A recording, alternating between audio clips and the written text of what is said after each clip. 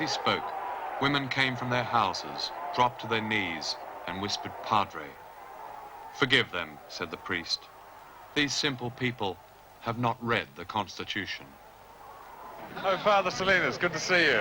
Orphanages such as this one are common in Mexico. This is not to say that the poorest Mexicans easily give up their children.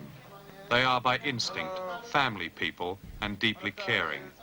They simply cannot support their children in a society whose national riches flow automatically to the top.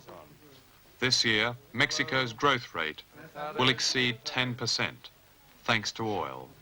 It will not include these children. Oh, here he is. What's his name? I've forgotten. It's Ismael. Ismael. His mother was an alcoholic. The father is an old man. He's about 65. He disappeared. The mother, they had to intern her in an alcoholic hospital. They don't know for how long. They have to intern her. These boys' father killed the mother, and this boy saw it. And after that, the father died. The older brother lived with an aunt, so he had a little more education.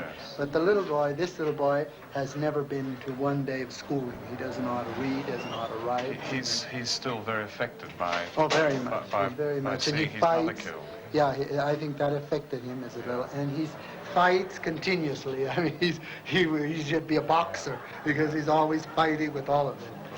For these children, the priest and his small rented house are the difference between a semblance of a childhood and a life of street beggary.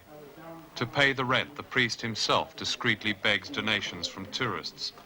At the time of our filming, his orphanage was to close because the landlord wanted to sell and he lacked the money. Well, the majority of your Mexican children are undernourished. I mean, they need more vitamins. I mean, they have this, that as long as they give them beans and tortillas, the children will be happy, but it isn't that. Children need more than beans and tortillas. A government official says, "The political system of Mexico is truly revolutionary. It is not ideological. It can accommodate left-wingers and right-wingers, whose only point in common is some self-interest in seeing the system survive. And those who prosper by the system must make one important concession to the poorer classes. They must be discreet." We have a new addition of a baby whose parents are having problems. That's the baby of That's the baby of one of my former boys. Yesterday, he brought his things, and he left all the things he had, and he stayed on the street. I mean, I don't know where they were just sitting around, but it got cold, and at 5 o'clock in the morning, he just knocked on the door and left the baby all wrapped up in coats and everything.